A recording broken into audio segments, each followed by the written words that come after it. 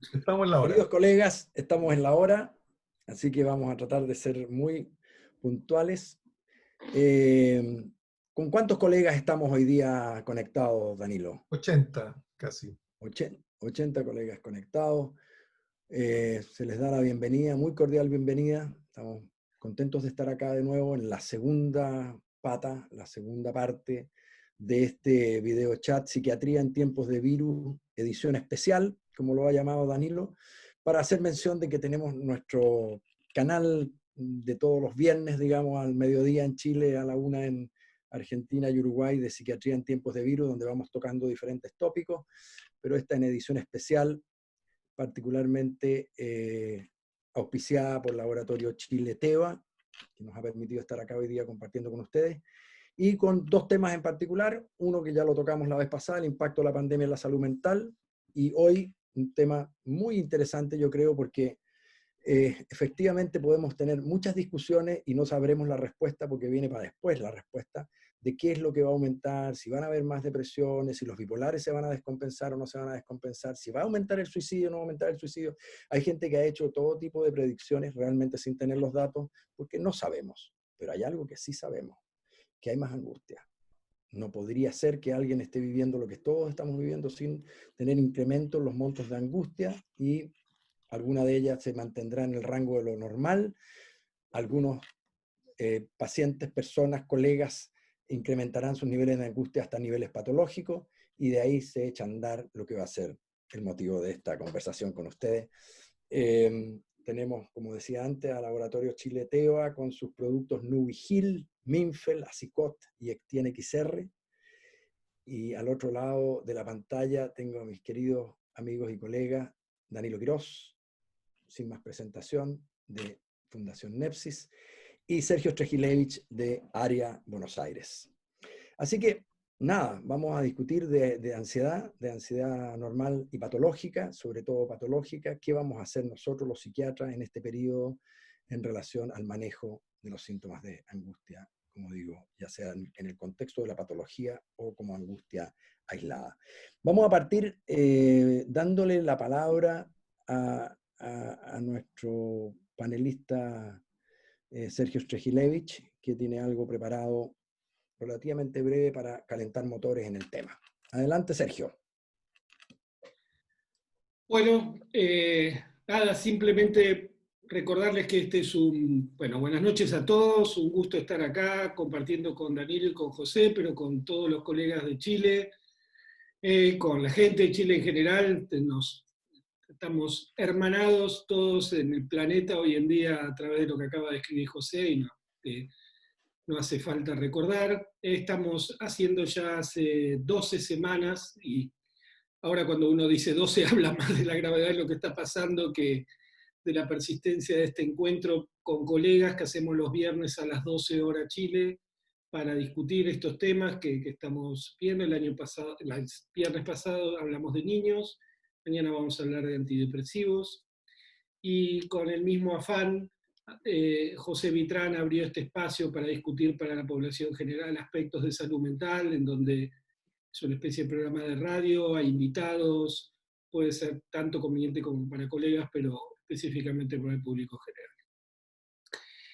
Y bueno, y como dijo José, la idea de estos slides que voy a compartir con ustedes y la propuesta que verán al final es este objetivo que tenemos, como diría primario, como decía José, de distinguir y manejar el estrés, la ansiedad en un contexto como este, inédito. Es decir, uno no se cansa de decirlo, y está bien que uno no se canse porque marca probablemente lo fundamental, es decir, es un escenario de incertidumbre y en donde los esquemas conductuales previos no tienen demasiada validez, es decir, es un terreno fértil para la ansiedad, casi diría que es la fórmula de la ansiedad.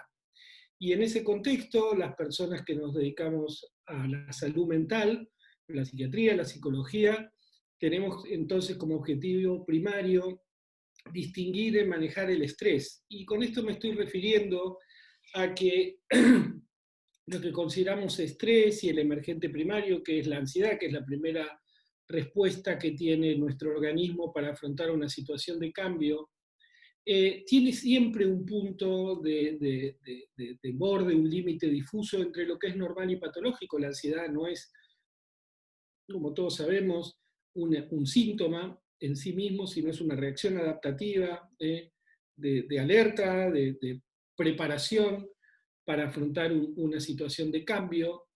Y el punto entre donde la ansiedad se vuelve normal y pasa a ser patológica va a siempre ser vinculado a la capacidad de desarrollar conductas adaptativas que esto va a tener. En esta situación uno puede presuponer que si el punto de estrés era X, consideramos estrés determinadas cosas, en nuestra lista de estresores, ustedes saben, hay lista de estresores, casarse, divorciarse, está entre las primeras, mudarse o perder una casa también está entre las primeras, pero no hay un registro previo de qué es estar privados de las conductas de autonomía básica en función de cuidarnos comunalmente de un enemigo invisible. Es decir, es realmente un concepto novedoso, por lo menos para la gente que vive ahora. El único precedente es un siglo atrás, cuando ni siquiera se sabía de qué nos defendíamos, es decir, cuando todavía ni siquiera había el concepto de virus. Así que estamos enfrentando esto con poco dato previo. Ahora, en la psiquiatría contamos con una serie de diagnósticos que están diseñados para describir estas situaciones, donde habla de emergentes, conductuales, emocionales, que se desarrollan en un contexto de estrés severo, es decir, son las situaciones de fallas en los mecanismos de adaptación que suceden ante un monto de estrés que está totalmente fuera de norma. Es decir, mudarse, como decía, quedar viudo, casarse, son cosas predecibles. Yo tengo amigos viudos, tengo amigos que se casaron, tengo amigos que se divorciaron. Amigos que pasaron una pandemia previamente no tengo ninguno. Entonces nos estamos refiriendo a eso. Y este es el diagnóstico F43 del ICD, de la última versión del ICD. No lo vamos a leer, todos lo conocemos o incluso lo imaginamos. No es nada diferente a lo que ustedes imaginan. Y permite hacer dos subtipificaciones. Como reacción de estrés agudo, como ven, son todos síntomas vinculados al espectro sintomático de la ansiedad. Y lo que se llama trastorno de adaptación. Es la falla o la situación de exhaustación frente al intento de adaptarse frente a un estrés agudo. Es decir, que tenemos dos clústeres, dos taxonomías para ponerle un número, un F40, un F43, punto 1, punto 2. En ese punto podríamos llenar una historia clínica con esto. Pero lo que a mí me interesa discutir con ustedes y lo que nos trae a esta reunión y que vamos a discutir después con ustedes es que, así como tenemos muy buenos datos y experiencia para tratar la ansiedad patológica o las consecuencias de una ansiedad frente al estrés inadecuada, una respuesta adaptativa inadecuada, cuando hablamos de estos puntos de intervención en donde el estrés es lo que cambia, acá tenemos muy pocos datos y muy poca experiencia. Y cuando digo muy pocos datos, muy poca experiencia, no estoy exagerando. Cuando yo coloqué estos trastornos, estos clústeres en el PubMed, como pueden ver en los últimos años, y corté en 2017 porque en 18, 19 y 20 no se había publicado nada, hasta el momento que lo hice, estamos hablando de poco más de 10 citas bibliográficas posibles en general, más teóricas y nada experimental y nada sobre tratamiento. Es decir, tenemos cómo diagnosticar esta situación, pero no tenemos ninguna guía ni de cómo evaluarla ni de cómo tratarla. Así que la incertidumbre, si alguno de ustedes se sentía que no estaba medio perdido de cómo actuar frente a una situación de estas, y vamos a limitarnos a lo farmacológico, no porque sea lo principal, al contrario, en este caso las intervenciones primarias son psicosociales, pero en muchos casos vamos a ser convocados cuando eso falló. Entonces, ¿qué esquema, qué referencia, qué guía, qué protocolo teníamos para esto? Bueno, como pueden ver, si hay 10 citas, es difícil que haya una guía entre esas 10 citas, porque normalmente la guía construye un consenso alrededor de una cantidad significativa de datos. Entonces, se nos ocurrió para ordenar la discusión, y esto lo estamos insistiendo porque no pretendemos en este punto dar clase, porque no se puede dar clase de lo que no se sabe, pero sí se puede intentar ordenar una discusión en un territorio fangoso o de incertidumbre. Y el primer paso es que si yo voy a determinar una reacción adaptativa como ansiedad patológica, es decir, como un emergente patológico de esta adaptación, tengo que hacer el diagnóstico de ansiedad patológica. Y esto a priori parece muy fácil, es probablemente de los síntomas o del conjunto sindromático de síntomas más de fácil acceso. El paciente lo grita, es decir, no hay que hacer mucha pregunta. El paciente escupe, ustedes saben, cualquiera que atiende personas con trastorno de ansiedad, hay que pararlo, cuenta, es tan desagradable la experiencia y tan consciente que nada, que hay que a veces pararlos en el relato, pero eso no quiere decir que el diagnóstico sea sencillo. El diagnóstico de la ansiedad patológica parece sencilla por ese acceso a mucha información, pero su diagnóstico no lo es. Y esto es porque hay que hacer un diagnóstico diferencial con entidades que incluyen la ansiedad dentro de su espectro sintomático, pero que tienen otra base fisiopatológica. Probablemente uno, por lo menos para la gente que se dedica a trastornos anímicos, el episodio más complejo es con el episodio mixto. A veces es realmente imposible de desenhebrar, digamos, los síntomas y decir, no, esto es un episodio mixto, esto es ansiedad generalizada o una crisis de ansiedad de un episodio mixto. A veces simplemente hay que jugársela por uno u otro.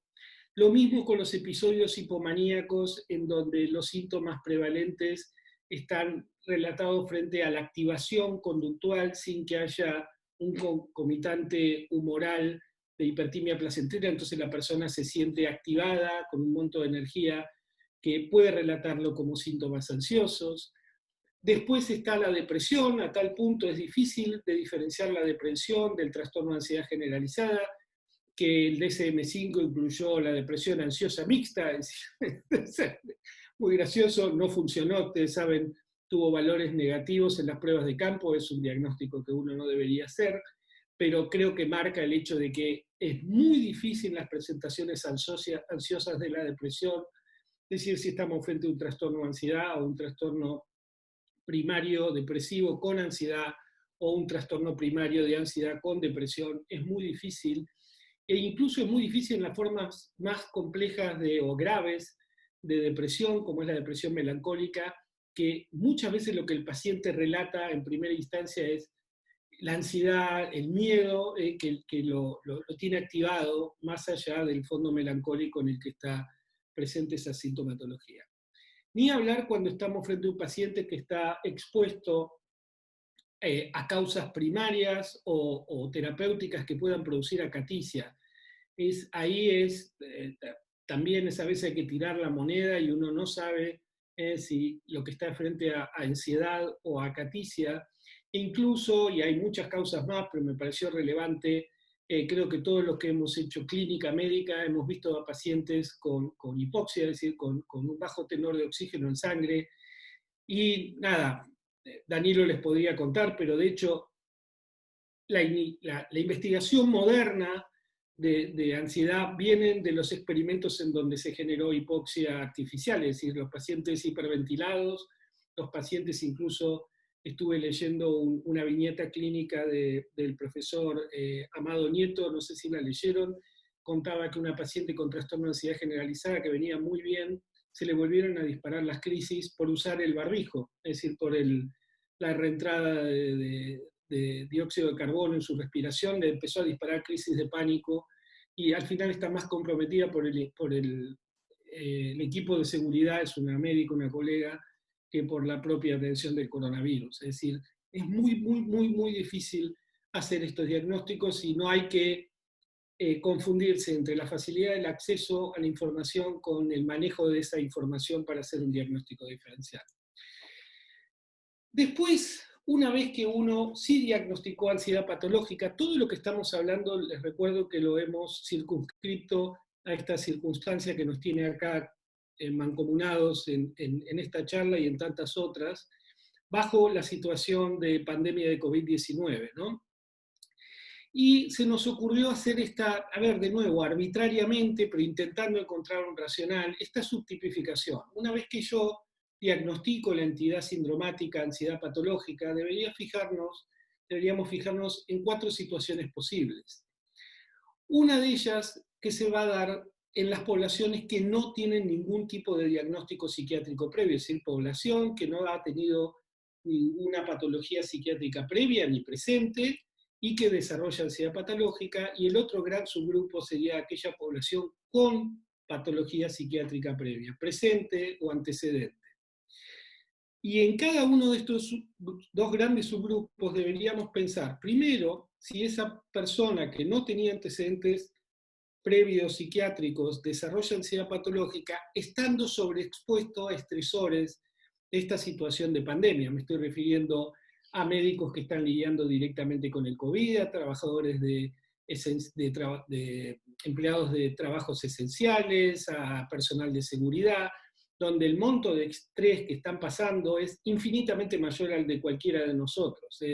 Capaz hay alguno de ustedes que está haciendo esta tarea, me disculpo con ustedes, capaz no estoy refiriendo a José, Danilo y yo.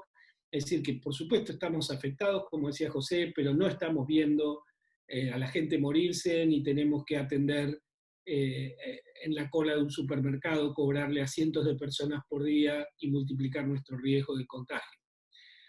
Otro grupo de personas serían estas personas vírgenes de patología psiquiátrica previa, pero que desarrollan ansiedad patológica en el mismo contexto en el que estamos viviendo todos sin tener una sobreexposición a esos estresores. Es decir, podríamos ser nosotros, ¿sí? José, Danilo y yo desarrolláramos ansiedad patológica en este contexto. Dentro de la población con patología psiquiátrica primaria, deberíamos ver aquellos que tienen ansiedad emergente, es decir, y cuando decimos emergente nos referimos a que desarrollen un síndrome de ansiedad patológica, no la ansiedad lógica que hay que tener, sino ansiedad desadaptativa, pero sin que esto esté acompañado de la aparición de un episodio del trastorno primario. A ver, para poner un ejemplo, una persona con un trastorno esquizofrénico que comienza a tener ansiedad, pero sin que haya un recrudecimiento de su sintomatología psicótica o conductual, es decir, simplemente ansiedad, o lo mismo una persona con trastorno bipolar que está ansiosa, que empieza a tener una ansiedad que le impide desarrollarse de manera correcta, pero sin que esto dispare un episodio depresivo, maníaco o mixto. Y otros serían aquellos que la ansiedad acompaña o dispara un episodio del trastorno primario. ¿Cuál es el racional detrás de esta subtipificación? Que uno podría entrever que debajo de esta aparición de ansiedad patológica lo que estamos viendo son diversos niveles de vulnerabilidad al estrés. Que una persona sobreexpuesta a estresores de la pandemia de COVID-19 desarrolla ansiedad patológica no quiere decir que tenga una vulnerabilidad primaria, quiere decir que lo que está afrontando está por fuera de cualquier registro y que en definitiva por más que esté desarrollando una respuesta patológica, no debemos, una vez superada, pensar que esa persona ha tenido una vulnerabilidad previa, simplemente no sobrepasó el estrés. En cambio, una persona que no está sobreexpuesta a estresores y que desarrolla ansiedad patológica, uno podría presuponer que algo no está bien de base, porque en términos generales las poblaciones se están portando muy bien. Es decir, esto es, yo creo, una de las cosas más sorprendentes de esta situación. Las poblaciones están incluso respondiendo mejor que los gobiernos al manejo de esta situación, así que alguien que desarrolla ansiedad patológica en este contexto deberíamos pensar que tiene una vulnerabilidad un poco mayor que el resto, y en el contexto de la gente con patología psiquiátrica, una persona que no descompensa su cuadro de base y simplemente avanza con ansiedad, en realidad está hablando que dentro de su vulnerabilidad previa está teniendo un nivel de resiliencia bastante bueno. Entonces, este era el primer racional. Ahora, el segundo racional era subdividir, es decir, le pusimos moduladores, porque nos pareció que era la mejor palabra, a la hora de seleccionar tratamientos. Recuerden que todo esto lo estamos haciendo para pensar un racional sobre cómo intervenir farmacológicamente en casos de ansiedad patológica en el contexto de COVID-19. Esto no es un algoritmo para ansiedad generalizada o para ningún trastorno de ansiedad común. Estamos hablando de una situación de contexto. La primera son dos moduladores, tres en realidad etarios. El primero es menor de 30, y fíjense, pusimos acá a correr los 4 intervenciones farmacológicas que entendemos son hay otras, pero estas son las 4 que mayormente usamos. Benzodiazepinas, inhibidores selectivos de la recaptación de serotonina, estoy incluyendo acá a duales como venlafaxina, desvenlafaxina y duloxetina, antipsicóticos, y cuando hablamos de antipsicóticos nos referimos a los que tienen más datos, es decir, quetiapina, un poco de risperidona, sulpirida, pero bueno, no sé si la tienen, y pregabalina. ¿Por qué? Y fíjense, tenemos cruces que son como a favor, guiones que es en contra, y eso en un grado de 1 a 3. Benzodiazepinas en personas menores de 30 años que tienen ansiedad patológica es una buena indicación. Y no es una buena idea un inhibidor selectivo de recaptación de serotonina, todo esto dicho para estimular la conversación, porque el riesgo de que alguien tenga una patología como un trastorno bipolar por tener esto es alto, así que es una droga que uno podría reservar para un segundo nivel. Los antipsicóticos claramente son drogas menos amables, pero en definitiva no desestabilizarían ningún cuadro primario, y la pregabalina puede ser una idea positiva. Entre los 30 y los 60 años ya el riesgo de tener un trastorno bipolar como primer episodio disminuye, es decir, lo que estamos diciendo es que si la persona no tenía, estamos hablando de moduladores de selección de tratamiento para población sin antecedentes psiquiátricos previos, me olvidé de decirlo, disculpen, que el primer episodio ansioso sea consecuencia de un trastorno bipolar que todavía no emergió, ya es mucho menor. Entonces uno puede utilizar un IRS, pero aparece, vamos a ver más adelante, el problema de cómo sacarlo después. Los antipsicóticos siguen siendo drogas que uno puede usar, pero a sabiendas de que tienen una carga de efectos adversos muy grande, y la pregabalina se pone como una droga ya más interesante todavía. Y con mayores de 60 ya el riesgo de tener un trastorno bipolar primario, iniciar un trastorno bipolar es realmente muy bajo. Uno puede usar con mayor liberalidad los antidepresivos y con menos liberalidad tanto la pregabalina como las benzodiazepinas, porque la sedación está asociada a caídas y traumatismos en personas añosas. Y saliendo de los moduladores de edad, obviamente la genética, la enfermedad más genética que puede ser confundida en este contexto es el trastorno bipolar. Entonces tener básicamente antecedentes primarios de trastorno bipolar, en todo caso, inhibirían el uso primario de antidepresivos, aumentarían la posibilidad de usar un antipsicótico, y obviamente lo que uno podría elegir es una benzodiazepina o pregabalina. En el abuso de sustancias estaría al revés, no sería lo aconsejable iniciar con una benzodiazepina, pero sí con un inhibidor selectivo de la recaptación de serotonina, un antipsicótico y especialmente pregabalina. Y lo mismo en personas que están con tareas de alto nivel de atención, es decir, por ejemplo, estoy pensando en un cirujano o estoy pensando en un operario de una maquinaria compleja. La verdad que ahí dar una benzodiazepina o pregabalina o un antipsicótico tiene un riesgo en el trabajo en sí mismo, y uno capaz preferiría correr los riesgos que conllevan indicar un IRS. Y finalmente, la gente que tiene un trastorno de un MCI, un deterioro cognitivo mínimo, disculpen, lo puse en el acrónimo en inglés, y benzodiazepinas, no está probado que lo empeore, pero no es una gran idea. Hoy hay un concepto de que no es lo mejor, es menos malo de lo que uno supone, después si quieren lo charlamos. Es muy buena idea unir, suele ser un tratamiento muy eficaz en el contexto de demencias pequeñas o de deterioro cognitivo inicial. Antipsicóticos, de hecho está prohibido, ustedes saben que estamos hablando de deterioro cognitivo mínimo, por ende estamos hablando de mayores de 60 años, está aumentado el riesgo de mortalidad general, y la pregabalina tendría el mismo concepto que las benzodiazepinas. Otra manera de entender este problema es, a ver cómo hago esto, porque acá me apareció, disculpen, estoy con un tema técnico. A ver, disculpen, voy a salir un minuto del modo presentación. Ay, bueno, a ver si lo logro, estoy con una pavada,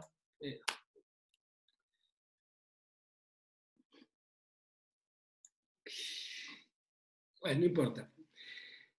Es recordar qué hacen cada una de estas drogas, es decir, son drogas realmente bien grupos de drogas bien diferentes. Por el lado de las benzodiazepinas, estoy seguro, todos saben esto, pero es simplemente para ponernos de acuerdo. Estamos hablando de un mecanismo que en realidad agoniza un mecanismo natural, que es los canales GABA. Los inhibidores selectivos de recaptación de serotonina, hay que recordar que aumentan los niveles de serotonina disponibles, pero esto conlleva una disminución de la dopamina córtico-subcortical, que trae consecuencias muy concretas en términos de efectos adversos conductuales. Los antipsicóticos, ni hablar, directamente bajan el turnover de dopamina. Y la pregabalina son moduladores de los canales de calcio, terminan siendo antiglutamatérgicas en cierto sentido, pero tiene un mecanismo bien diferente incluso a los anteriores, ¿no?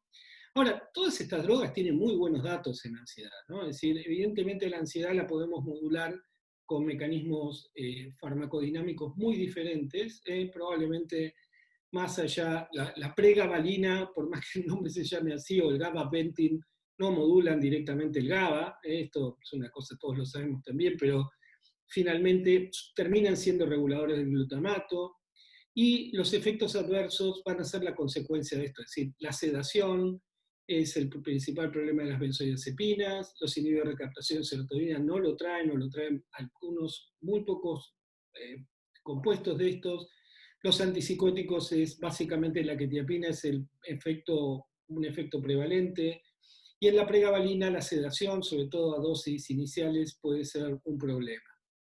El aplanamiento afectivo, la restricción emocional, la apatía, no se produce con benzodiazepinas, es un efecto bastante común, mucho más de lo que suponemos con inhibidores selectivos de recaptación de serotonina.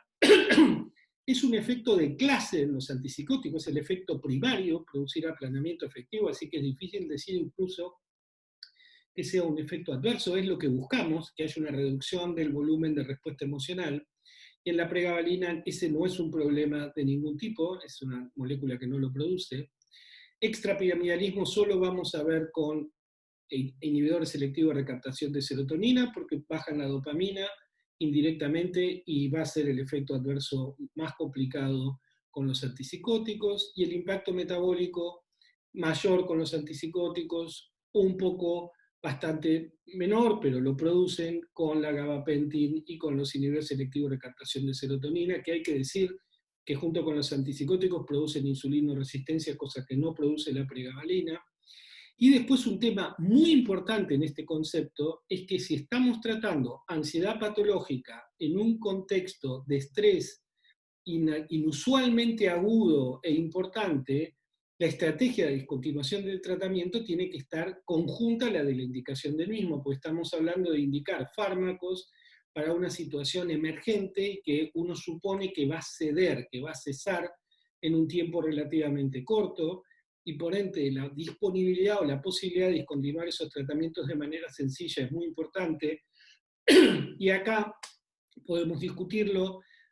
Nos pareció mucho más complejo la discontinuación de los IRS que de las benzodiazepinas, porque las benzodiazepinas es un tema de ir cediendo la dosis o ir bajando la dosis al ritmo que el paciente tolere esa discontinuación, pero con los inhibidores de recaptación de serotoninas hay un cúmulo de datos relativamente recientes, en realidad no tan recientes, pero que se le está prestando atención, de un síndrome de discontinuación tardía, que ya no tiene que ver ni siquiera con lo que sucede inmediatamente al retirar la droga, sino con modificaciones que podrían incluso ser estructurales y que persisten aún superado el momento inicial de discontinuación.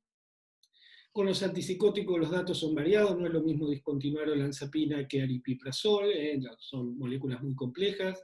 La olanzapina trae síndrome de rebote colinérgico, la aripiprazol no la tiene, la sulfirida, en fin, es bien complicado. Y la pregabalina, estuve revisando, no tiene muchos reportes de discontinuación, o si son aún más leves que los que se encuentran con benzodiazepinas.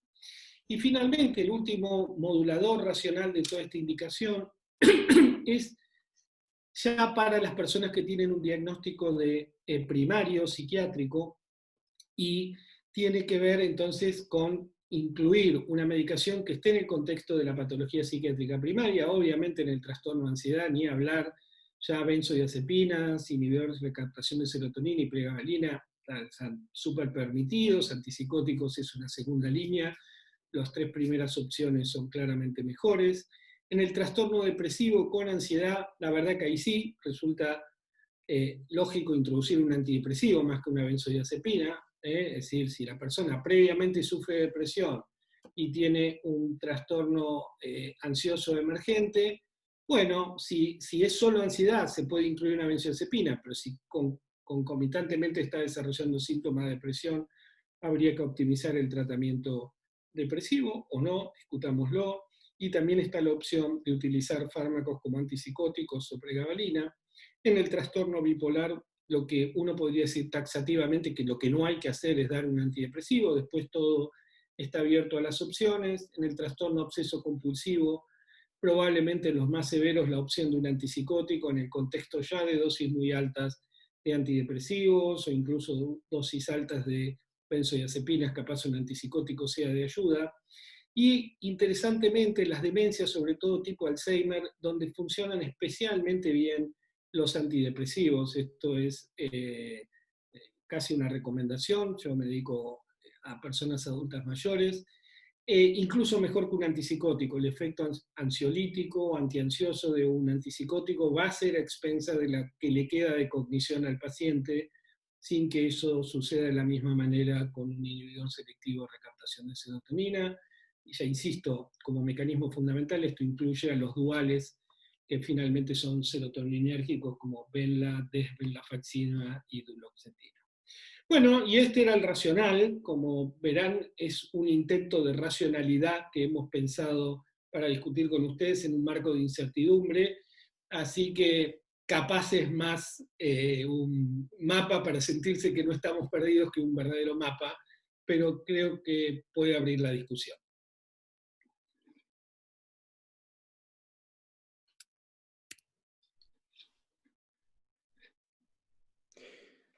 Yo me atrevo a decir que yo nunca he escuchado una charla de Sergio en donde él no proponga algo interesante, algo...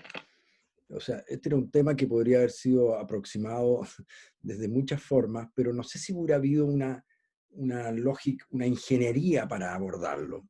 Y Sergio se las ingenia para producir una ingeniería que a mí por lo menos me estimula a No sabemos pensar si funciona. no, bueno, por eso estoy siendo súper autorreferente y honesto. A mí me produce, me estimula como me lo ordenas. Un tema que es un poco anodino, digamos. Me estimula y lo agradezco, lo aprecio.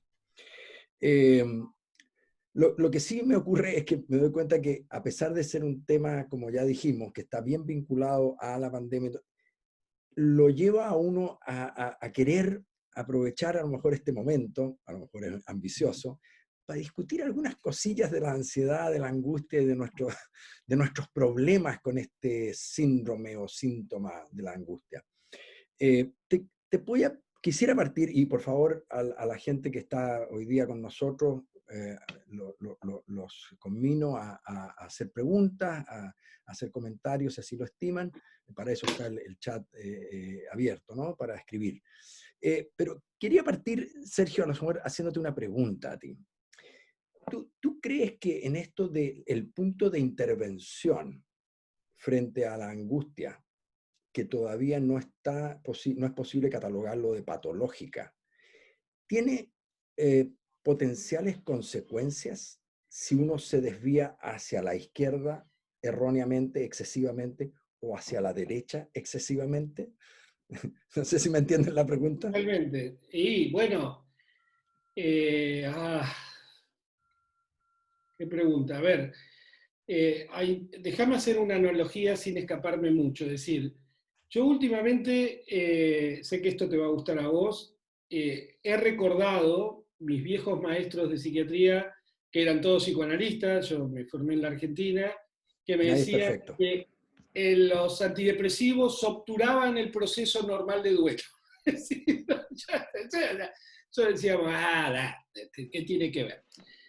Y con el paso del tiempo, sobre todo con estos fármacos nuevos, con los SIRS, ¿no? Es decir, yo creo que sí lo hacen, es decir, para cocinar un duelo, para adaptarse a una situación, uno tiene que estar sometido un poco al fuego del estrés. Es decir, no es teórica la adaptación, no es que a una persona, y nos ha pasado en nuestros países, el periodo de aislamiento social pre-aumento de la curva, pre-empinado de la curva, fue difícil.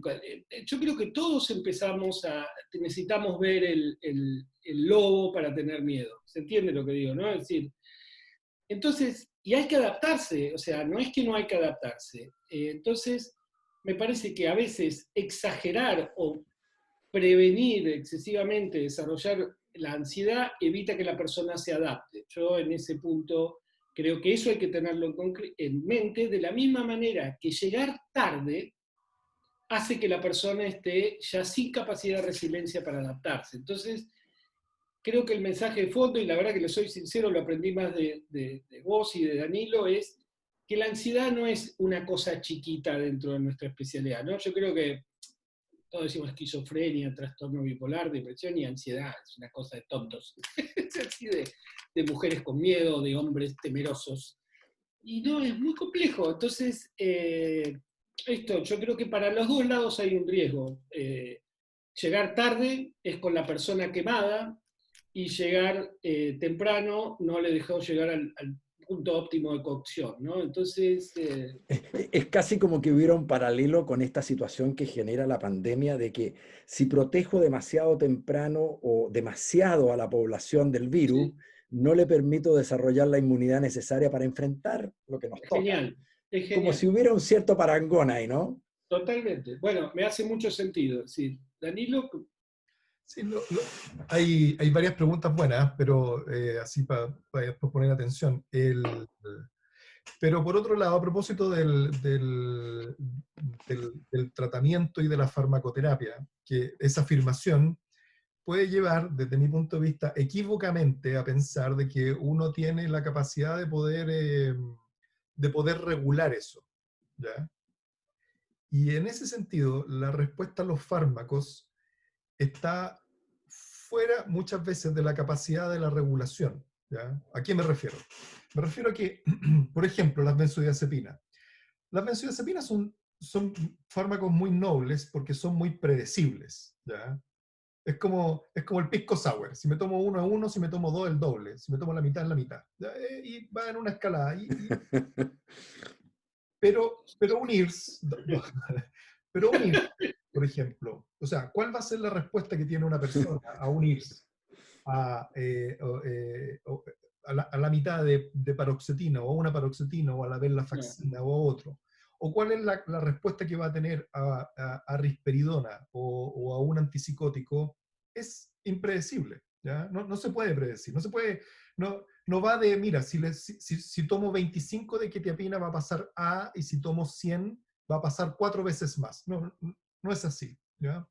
Entonces, la respuesta que estoy de acuerdo con lo que dice Sergio, pero es un planteamiento que es bastante teórico, porque en la práctica no tenemos manera de poder regular esa respuesta. Digamos. O sea, vamos a instalar un tratamiento, a las personas le va a pasar algo con ese tratamiento, pero no tenemos esa capacidad. Podemos tener la fantasía de la capacidad, digamos, de que podemos hacer un juego, pero con la mayor parte de los fármacos no tenemos esa sintonía fina. Digamos, ¿ya? Vamos a pasar de 0 a 100, ¿ah?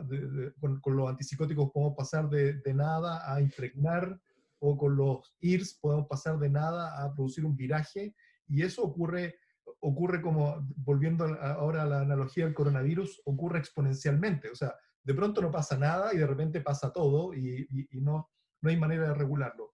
La benzodiazepina en ese sentido se comporta más como el alcohol, ¿ah? Que hay una gradación, y en ese sentido lo convierte en un medicamento bien noble desde ese punto de vista y seguro. Pero con los otros fármacos no, y ahí tenemos esa fantasía de control que yo creo que no existe. pero déjame decirte dos cosas, Danilo. Primero que estoy de acuerdo.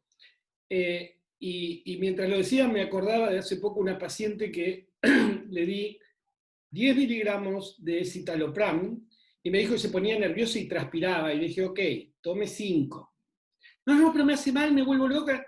No, es la ansiedad que usted tiene. Y le di 2,5. Lo que tenía era un síndrome serotonérgico, es decir, tenía una susceptibilidad enorme y no hubo manera. Después cuando le di un fármaco no serotonérgico no dijo nada. Y digo, para decir esto, ¿no? Es decir, lo impredecible es la respuesta a IRS y antipsicóticos, ni hablar. Ahora, yo me refería con la pregunta con José, mi preocupación es cuando funcionan. Sí, yo creo que José claro. se refería a eso. Vos le das el IRS, lo tolera bien, se calma, y uno dice, ¿y se calmó de más? ¿O se calmó lo justo?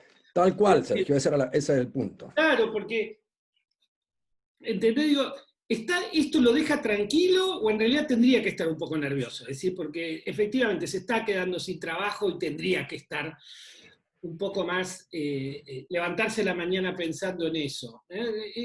Ahí... O sea, si te fijas, Sergio anticipa la cuestión que vamos a tratar en el programa de mañana, ¿no? Sí, sí, ¿Por, por qué no nos ponemos a tomar antidepresivos todos? Si sabemos que esto se nos va a subir hasta más arriba del cuello y nos va a llegar a afectar porque se prolonga.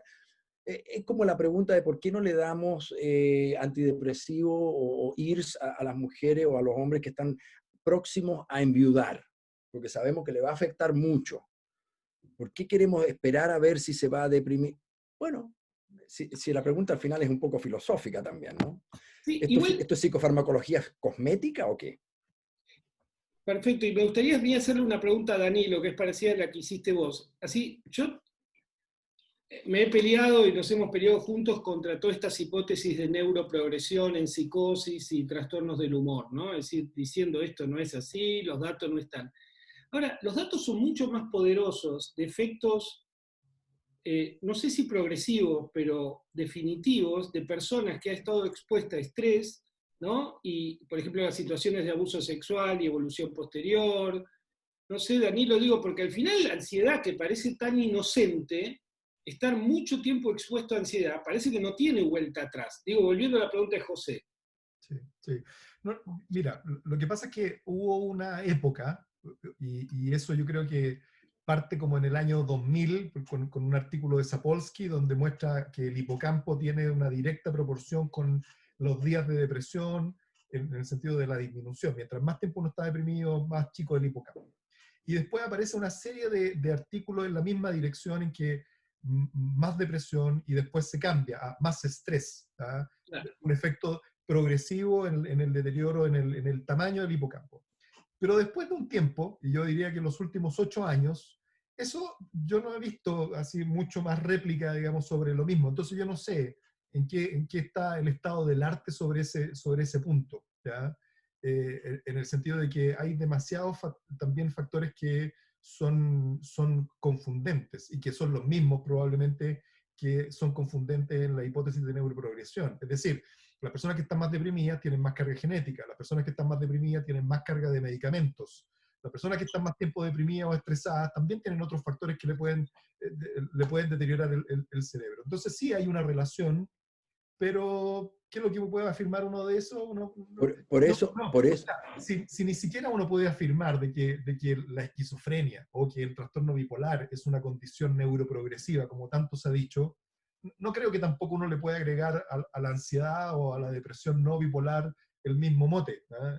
Y en ese sentido yo creo que debemos pensar que las condiciones neuropsiquiátricas en sí mismas no son condiciones neuroprogresivas, ¿ya? Por eso por eso los estudios de Sapolsky, y tú acabas de meter ahí una cizaña poniendo en duda la veracidad de lo que él encontró, estoy bromeando, era muy, muy poderoso y muy sugerente, porque justamente permitían limpiar todos los factores confundentes, porque recuerda que él muestra justamente, es un estudio donde muestra mujeres días bajo depresión severa contra volumen hipocampal, y después lo correlaciona con veteranos de guerra en cuanto a días expuestos en combate, no en la guerra, sino en días en que estuvieron realmente desplegados en combate, que son los días de estrés gravísimo, y ve en ambos casos la misma progresión negativa, ¿no? La misma correlación. O sea, efectivamente, si eso era verdad, y tú tienes razón, no lo había pensado, Danilo, no hemos vuelto a ver muchos estudios en esa línea, lamentablemente. porque es O algo sea, que fue seminal para tratar... ¿Ah? afortunadamente. No, pero lo que pasa es que no, Prepárense sí, porque después de esto, tienes después de estos razón. meses, Claro, claro. Incluso, yo no sé si tú sabes, pero se intentó y se logró, entiendo yo, encontrar la misma correlación negativa cuando lo hacías en pacientes cushinoides, digamos, ploteando volumen hipocampal contra concentraciones de cortisol en plasma. O sea, la hipótesis se cerraba enterita. Mientras más te angustiaste, mientras más te estresaste, más te jodiste el hipocampo y quedó más atrófico en forma definitiva e irreparable. pero Claro, Y yo no cuando uno quiero se defender pone, a Saponte. y cuando uno se pone más viejo, también se pone más desconfiado con las cosas que cierran demasiado bien.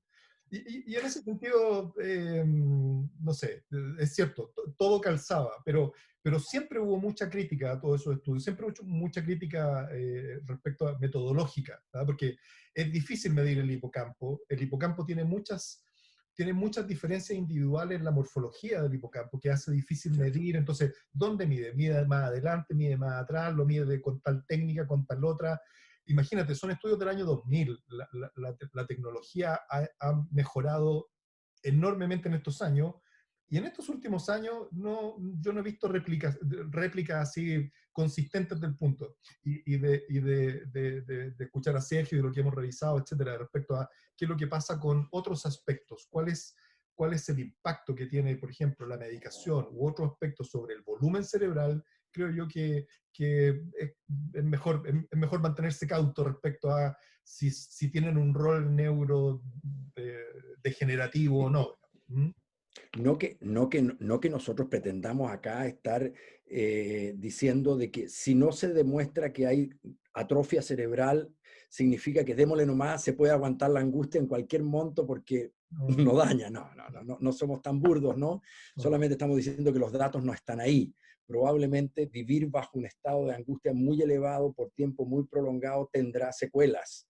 Eh, y ahí están los estudios más bien relacionados al tema postraumático, de sobrevivientes, de veteranos de guerra y ¿cómo se llama? Sobrevivientes de abuso y de tortura, etcétera, etcétera. Bueno, yo creo que podemos avanzar, ¿no? En el tema que nos convoca.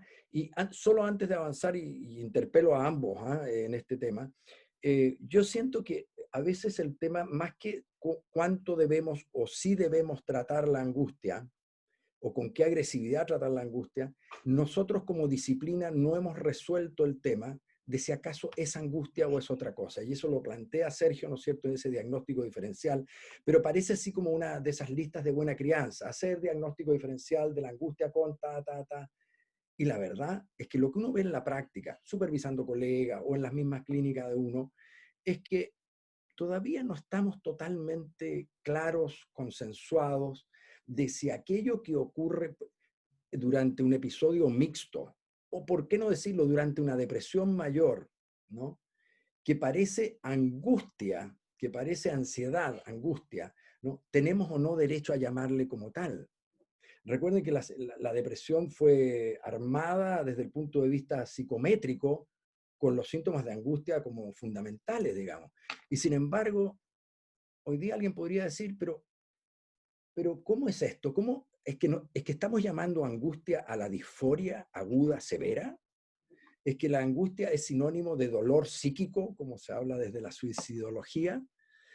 ¿O la angustia debiera quedar reservada solamente para aquello que se manifiesta en forma más ordenada, con una respuesta fisiológica, ¿no? Fight or flight, el reflejo, y un miedo claramente instalado e identificable, a lo mejor no tan identificable en términos del objeto del miedo, pero es una persona con miedo y con una reacción fisiológica al respecto, versus lo que nosotros vemos en todos nuestros pacientes anímicos, que lo vemos en los mixtos, desesperación horrenda, agitación, ¿no es cierto? Y una serie de cosas, pero todavía habría que discutir si le vamos a llamar o no angustia.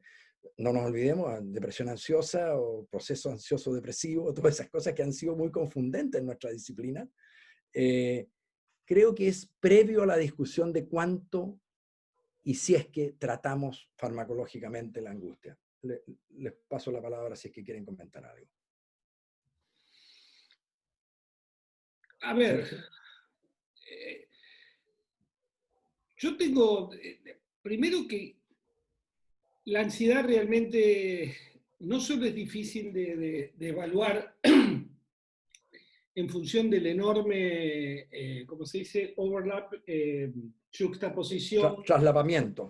Sí, entre otros cuadros, básicamente depresión, pero acaticia, digo, porque nosotros tenemos ese problema muy, muy frecuentemente, sino que también es muy diferente de persona a persona. Es decir, por ejemplo, déjenme contar una anécdota personal, porque para mí fue fundante. Es decir, yo hace muchos años choqué con la moto y perdí mucha sangre de manera aguda, y cuando me acosté en la camilla, o sea, ya, nada, me empezaron a asistir, estaba con un ataque de pánico. Yo decía, estoy haciendo un ataque de pánico, y estaba con una fractura expuesta grave, entonces no estaba para moverme, estaba para quedarme quieto, la verdad que cada vez que me movía estaba a punto de desmayarme del dolor.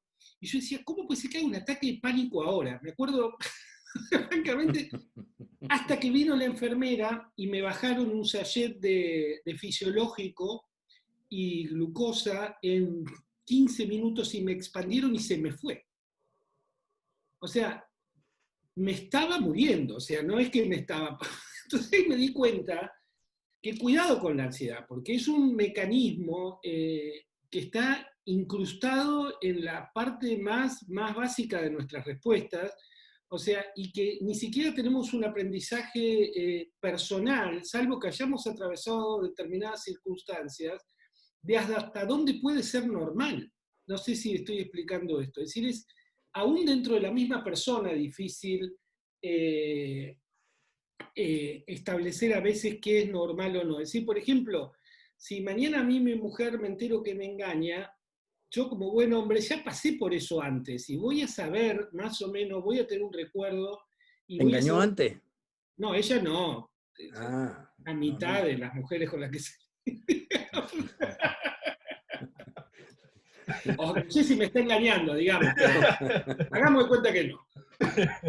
Ahora seguro que no. No, pero Bueno. entienden lo que digo. Y de las primeras veces que me pasó, y yo esto es algo que ahora yo le puedo decir a un paciente, hay que pasar por eso para poder llevar a tener una relación madura, porque hay que saber, porque si no, cuando por primera vez uno tiene ansiedad, esa que está en el borde de lo patológico, es como que soliera algo que uno no sabía que tenía dentro. Es decir, por eso digo, es muy difícil, es muy difícil. Y las herramientas farmacológicas que tenemos son muy poderosas. Es decir, no. Entonces, el momento en que la aprendo es para expertos. Yo creo que estas son de las cosas, vamos a entender que la especialidad en ansiedad es muy delicada. No es sencilla. No es, tuvo un ataque de pánico, le doy esto, le doy lo otro, no, mucho más complejo. Y la verdad que esto decía, a ver, otra cosa que me cambió fue escuchar a David Sheehan, es decir, gracias a Danilo, es decir, si no cuando aprendemos sobre ansiedad, y no, te late un poco, transpirás, qué sé yo, eso es el miedo sin objeto, sin miedo, pum. Es difícil, y ni hablar en este contexto. Es decir, ¿cuánto miedo tengo que tener? Poco no me conviene, mucho no me conviene, pero yo nunca pasé por esto. O sea, nunca estuve en mi casa con toda mi familia todo el tiempo. ¿Qué monto de tolerancia tengo que tener? A la noche, ¿me tengo que dormir fácil como siempre? ¿O tengo que hacer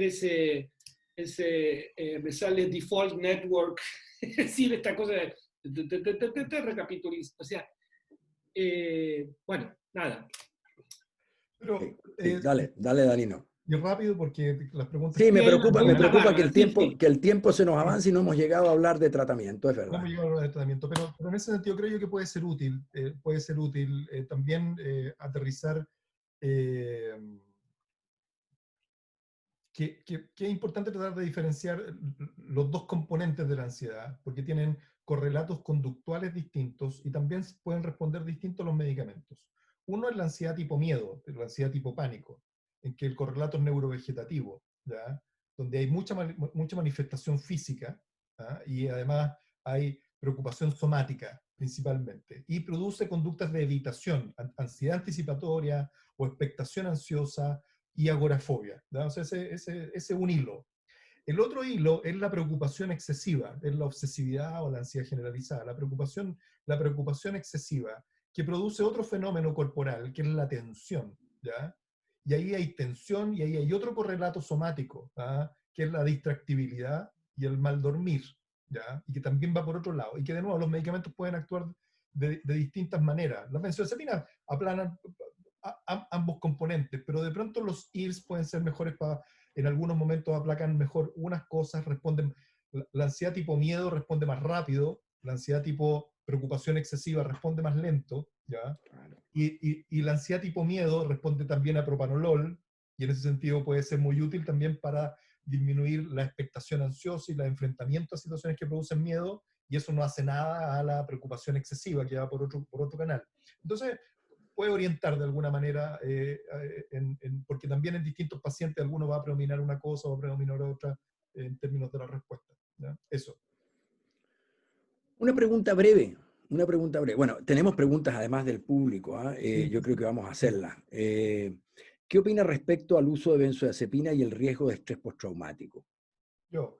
Profesor. Sí, lo que pasa es que hubo reportes, son reportes, y después tengo entendido que hay series un poco más grandes en que muestran que las personas que usan benzodiazepinas, de hecho, tienen más tasas de estrés postraumático en el largo plazo en las fases de estrés agudo. Y en ese sentido, hasta el día de hoy, las guías dicen que el uso de benzodiazepina es una contraindicación relativa, ¿ya?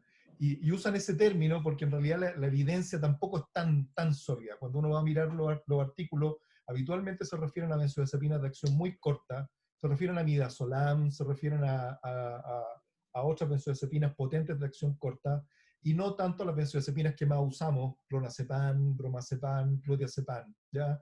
Entonces, pareciera, hay una alarma ahí, pero no es un tema que esté absolutamente zanjado, y por eso las guías dicen es una contraindicación relativa, digamos. Yo creo que hay que usarlos con cautela, no es para dárselo a todo el mundo. Además, no son buenos para aplacar los síntomas propios del estrés agudo y estrés postraumático, la reminiscencia y ese tipo de cosas.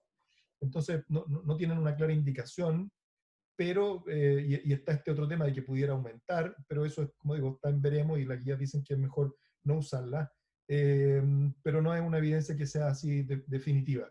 ¿Mm? En el caso, Sergio o Danilo, en el caso que determino usar un IRS, ¿no es cierto?, en el manejo agudo de un cuadro ansioso, que ya esa decisión está hecha, si en deterioro cognitivo mínimo se asemeja la pregabalina con las benzodiazepinas, ¿qué opción sería preferible?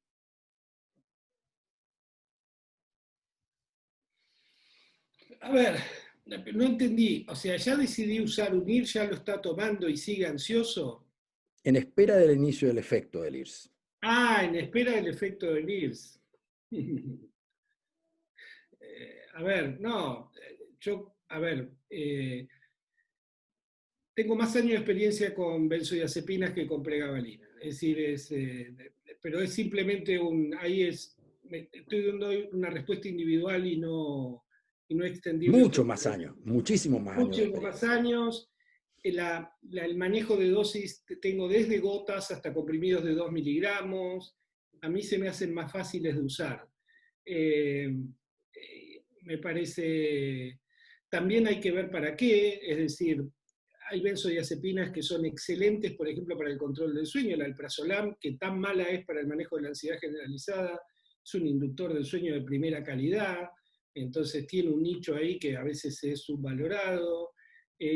Lorazepam tiene la particularidad de no usar el hígado como mecanismo principal de metabólico, entonces eso en algunos pacientes con encima enfermedades o muchas interacciones médicas es bueno.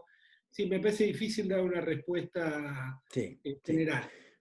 Yo voy a decir algo al tiro, porque se nos está acabando el tiempo. El tema de las propuestas de moduladores que tú nos hiciste, Sergio, para una charla particular, ¿ah? Para una charla nueva. No, no, Eh, vamos a a tocarlo mí me, seguramente un viernes. a mí me encantaría asistir a esa discusión, no va a ser posible hacerlo ahora. Mira, el doctor Vicentini acá, saludos Enrique, dice ansiedad y disfunciones ejecutivas, utilidad de una coterapia con metilfenidato, ¿hay experiencia? Nada, es un tema súper interesante. ¿Qué es lo que le hace el metilfenidato? ¿Qué es lo que le hacen los estimulantes a las personas con angustia? A la angustia. O sea, en ese sentido es bien, bien interesante porque en muchos pacientes que tienen angustia, en que los estimulantes debieran exacerbar la sintomatología física, y efectivamente hay algunos pacientes que no lo toleran o incluso le generan pánico, sobre todo para las personas que son rumiantes, ¿ya? Es decir, ansiedad generalizada, preocupación excesiva, y que pueden tener efectivamente disfunción ejecutiva, dice ahí, pero uno puede decir comorbilidad con déficit atencional, ¿ya? El uso de un estimulante lo que hace es aumentar la energía cerebral, es decir, la capacidad de enfocar y la capacidad de poder manejar el exceso de pensamiento, y lo que muchas veces le ocurre a las personas es que se calman, ¿ya? Y se calman solamente con el uso de un estimulante. Estoy hablando de personas con comorbilidad de lo que uno podría llamar ansiedad generalizada, es decir, rumiantes, mucha preocupación, preocupación excesiva, con algún grado de déficit atencional, ¿ya? Ahora, ese grado de déficit atencional muchas veces no es un déficit atencional primario, muchas veces puede ser una merma en las funciones cognitivas producto del uso, por ejemplo, de antipsicóticos, ¿ya? O una merma en las funciones cognitivas producto de una depresión crónica, ¿ya? En ese sentido, de una comorbilidad propiamente tal. Y ahí muchas veces los estimulantes hacen cosas que son eh, difíciles de predecir. Es decir, a muchos pacientes funcionan como ansiolíticos, ¿verdad? Otros pacientes no, otros pacientes tienen pánico si uno le agrega un estimulante, pero es muy interesante lo que producen los estimulantes. No estoy diciendo que haya que usar estimulantes en pacientes con angustia ni en esta reacción ansiosa, pero estoy comentando a propósito Lo de traes a la pregunta. colación, ¿Mm? Danilo, traes a colación un tema genial que ha sido muy escasamente abordado, que es la angustia presente en casi cualquier paciente con trastorno de déficit atencional. Una angustia flotante se parece mucho a la ansiedad generalizada, a lo mejor no tan rumiante, pero hay un tema, los que tenemos déficit atencional sabemos que hay un trasfondo angustioso casi permanente, no por aquello que nos olvidamos de hacer, sino por aquello que sabemos que nos debemos estar olvidando de hacer, pero ni siquiera sabemos Me qué va voy a a pasar. olvidar algo. Me voy a Me olvidar voy a olvidar, o no, ya me olvidé de varias cosas y seguro me van a cobrar peaje en un rato más cuando se me exploten en la cara. Y esa es una angustia permanente. Yo lo decía, interesante esto cuando hablamos el otro día en uno de los chats respecto de cómo el aislamiento por la pandemia le provoca a algunas personas beneficios y alivio, a los con déficit atencional les genera un cierto alivio. Y yo creo que lo que genera de alivio es justamente la baja en la angustia de existir con déficit atencional. Es muy interesante lo que decías, Danilo, con los Acá hay dos estimulantes. preguntas que a mí me gustan mucho. Hay, Una es de nuevo hay una que es para otra charla individual, ¿eh? Que manejo el TOC con bipolaridad sí, concomitante. pero quería decirle algo, obviamente no voy a responder esa pregunta porque yo iba a hacer el chiste que el colega Herrera quería, que me dice, su esquema para manejo de ansiedad, ninguno. Ni se me ocurre, digamos. Pero ahí iba a contestar algo de eso, pero quería tomar esto que dice Enrique Vicentini, me encanta la frase fight or flight, ¿no? Decía luchar o escapar, digamos. Bueno, esto es lo que estamos charlando, yo creo, solapadamente, es decir, yo creo que hay que ser conscientes que los psiquiatras tomamos decisiones a veces muy trascendentes en algo que queda por fuera, es decir, yo tengo que aumentar la capacidad de resiliencia de esta persona individual para que siga luchando en esta situación, o tengo que decirle, es hora de que huyas de esta situación, ¿no? Es decir, y a veces lo vamos a, en este contexto es súper difícil, pero en general es difícil. Es decir, vayamos a una situación normal, una relación de pareja inestable, que está generando mucha ansiedad o en exacerbado un trastorno de ansiedad previo.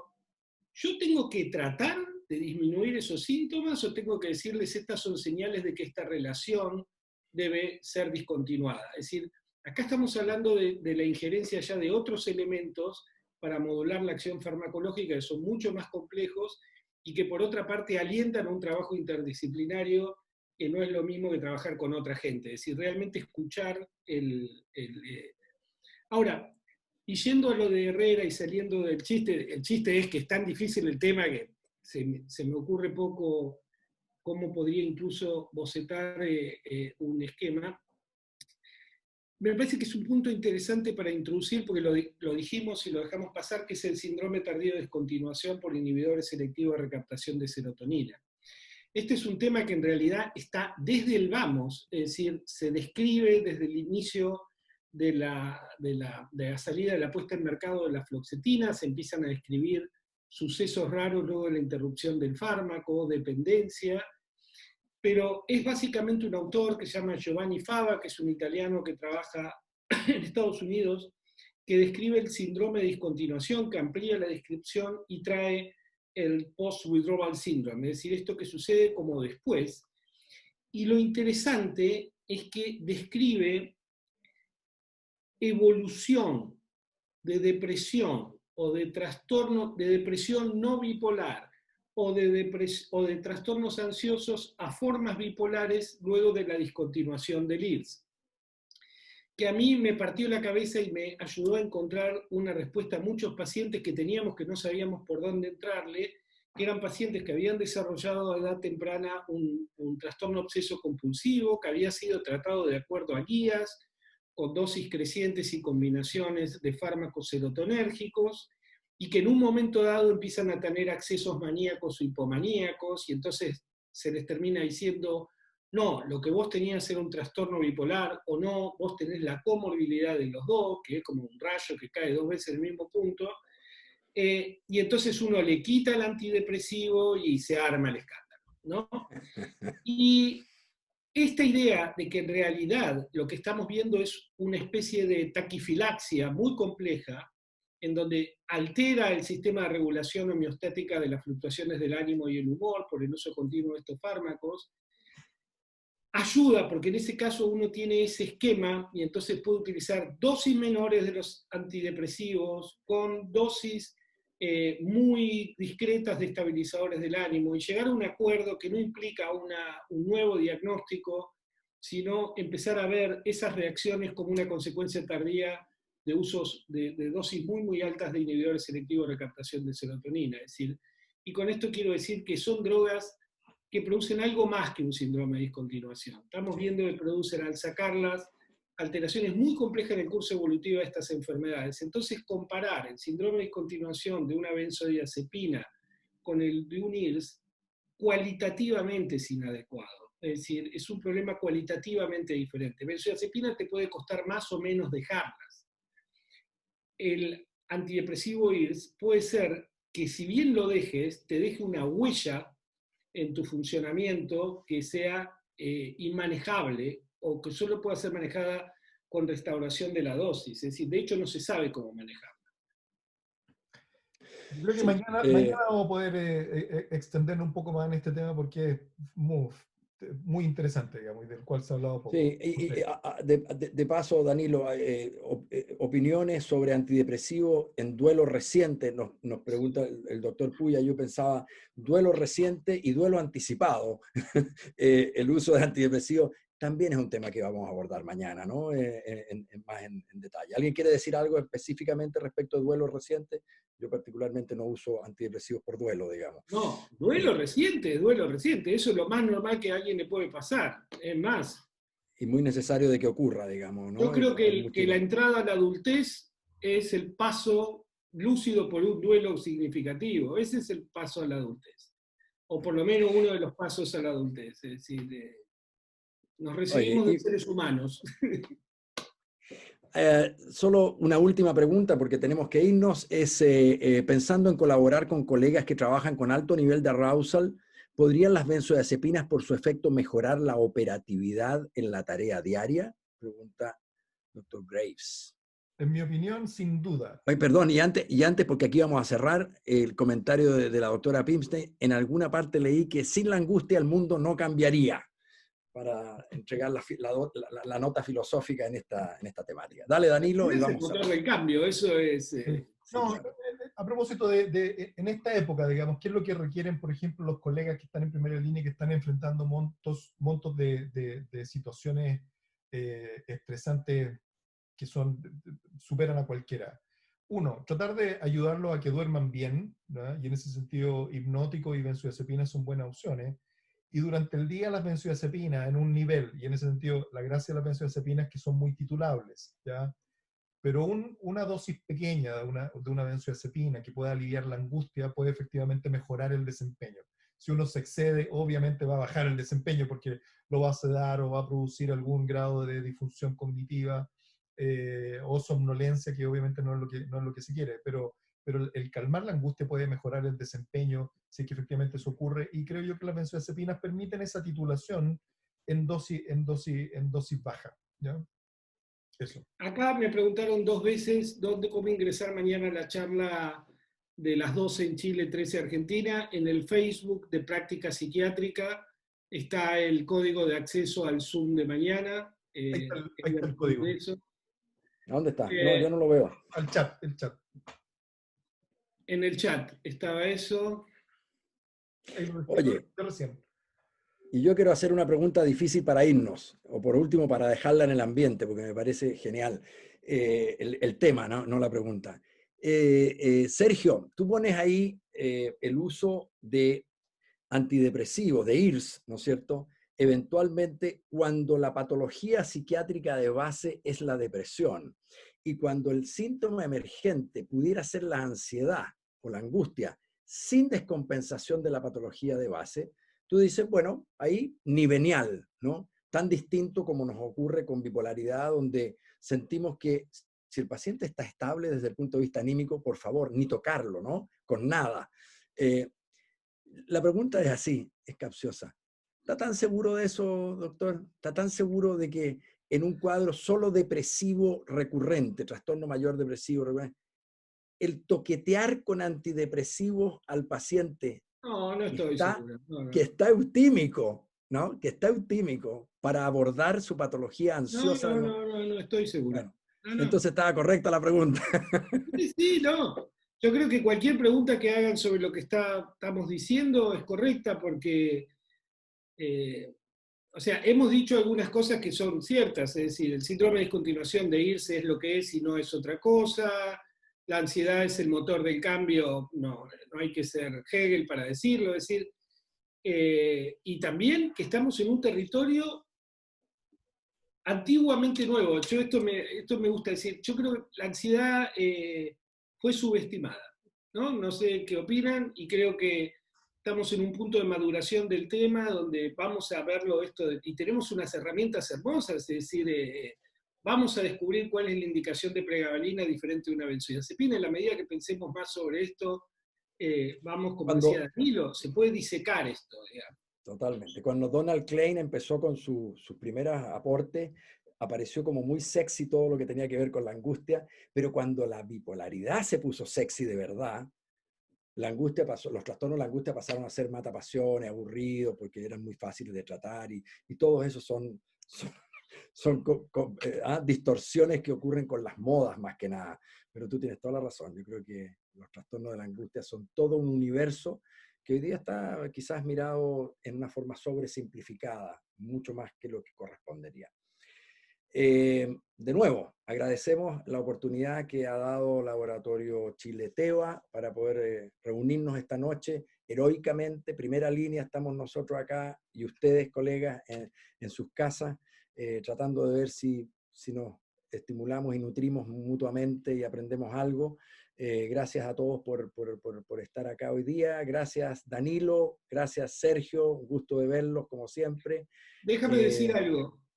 Quiero agradecerles a ustedes por haberme invitado, pero como extranjero, digamos, quiero agradecer al Laboratorio Teva que nos ha dado no libertad, absoluta libertad para el manejo de este evento. Yo creo que hay que destacarlo. Es de remarcar. No podría haber sido de otra manera con los panelistas que invitaron. En todo caso, usted ya no es extranjero, doctor Strahilevich. Usted le vamos a conseguir la nacionalidad de alguna forma. Vamos a tener que hacer un túnel para pasar, porque no. Bueno, con túnel. Con túnel. Bueno, gracias Danilo, gracias Sergio. Chao. Lo dejamos invitados para mañana, sin falta. Mañana a las 12, una en Santiago, una en Buenos Aires y en Montevideo. Chao.